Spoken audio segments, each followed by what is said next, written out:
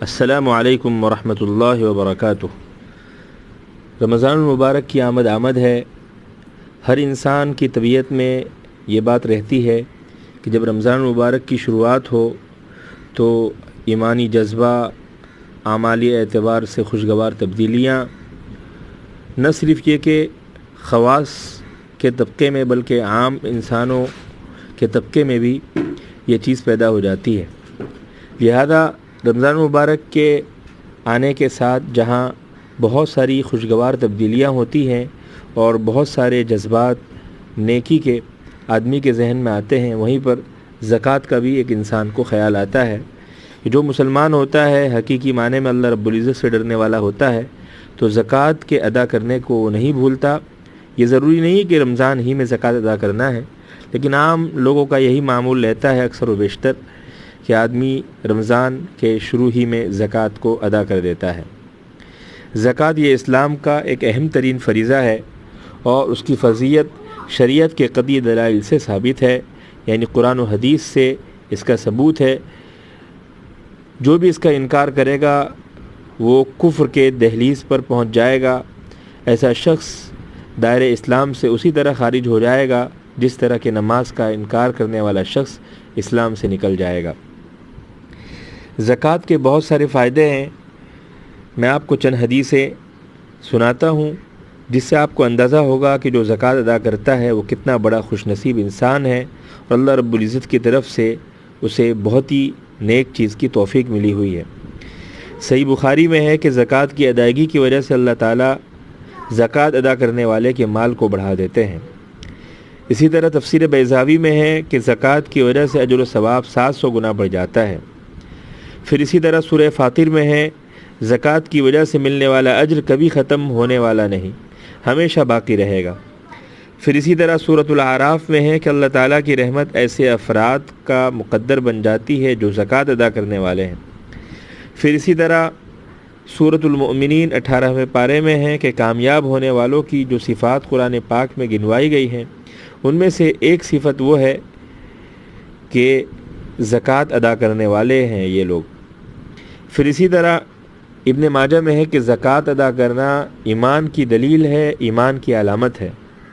پھر اسی طرح مصنف ابن ابی شیبہ میں یہ حدیث ہے کہ قبر میں زکوٰۃ اپنے ادا کرنے والے کو عذاب سے بچاتی ہے، یعنی زکوٰۃ ادا کرنے والا قبر میں جہنم کے عذاب سے اور قبر کے عذاب سے محفوظ رہتا ہے۔ پھر اسی طرح ابو داؤد شریف کی حدیث ہے جس کے اندر سرکار دو عالم صلی اللہ تعالی علیہ وسلم نے 5 اعمال گنوائے ہیں جنت میں داخلے کے لیے، جن میں سے ایک زکوٰۃ کی ادائیگی کو بھی آپ صلی اللہ تعالی علیہ وسلم نے بتلایا ہے۔ پھر اسی طرح مسند احمد میں ہے کہ انسان کے مال کی پاکی کا ذریعہ ہے زکوٰۃ۔ پھر اسی طرح مجمع الزوائد میں ہے کہ انسان کے گناہوں کی معافی کا بھی زکوٰۃ ذریعہ ہے۔ پھر اسی طرح شعب الایمان کے اندر ہے کہ زکوٰۃ سے مال کی حفاظت ہوتی ہے۔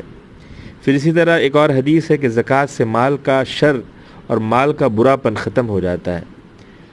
تو سوچنا چاہیے کہ جہاں پر زکوٰۃ کی اتنی ساری فضیلت ہے تو ہم کیوں اس سے محروم رہے۔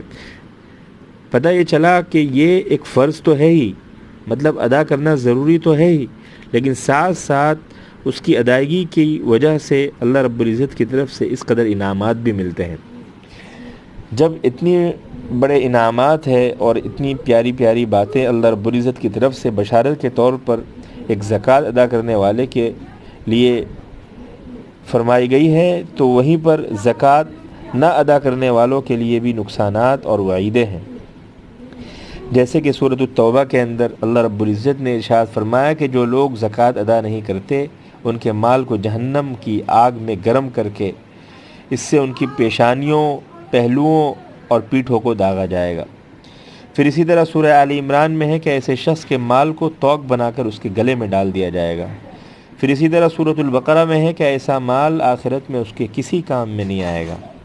پھر اسی طرح صحیح بخاری میں ایک حدیث ہے کہ ایسے شخص کا مال قیامت کے دن ایسے زہریلے ناک کی شکل میں آئے گا جس کے سر کے بال جھڑ چکے ہوں گے اور اس کی آنکھوں کے اوپر 2 سفید نقطے ہوں گے، پھر وہ سانپ اس کے گلے کا توق بنا دیا جائے گا، پھر وہ اس کے دونوں کندھوں کو پکڑے گا اور کہے گا میں تیرا مال ہوں، میں تیرا جمع کیا ہوا خزانہ ہوں۔ پھر اسی طرح بخاری شریف کے اندر ہے کہ مرتے وقت ایسا شخص زکوٰۃ ادا کرنے کی تمنا کرے گا، لیکن اس کے لیے سوائے حسرت افسوس کے اور کچھ نہ ملے گا۔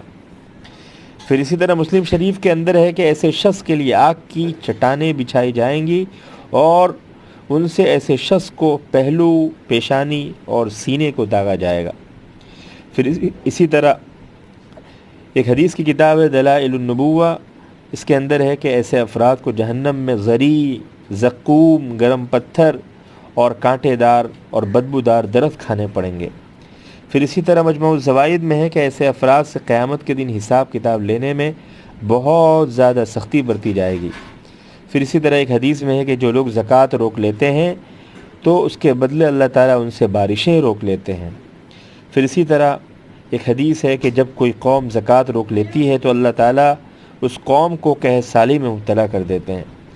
تو اتنی ساری حدیثیں زکوٰۃ نہ ادا کرنے والوں کے سلسلے میں وعید کے طور پر ہے، لہذا ہمیں چاہیے کہ ہم زکوٰۃ ادا کرنے میں ذرہ برابر کوتاہی نہ کریں، اور اللہ رب العزت ہمیں سال میں ایک مرتبہ اپنے وہ مال جو ضرورت سے زائد ہو اور صاحب نصاب ہو اور مال تجارت ہو، تو ایسے مال کے اندر صرف 2.5% زکوٰۃ ادا کرنا ہے، وہ بھی سال میں صرف ایک مرتبہ۔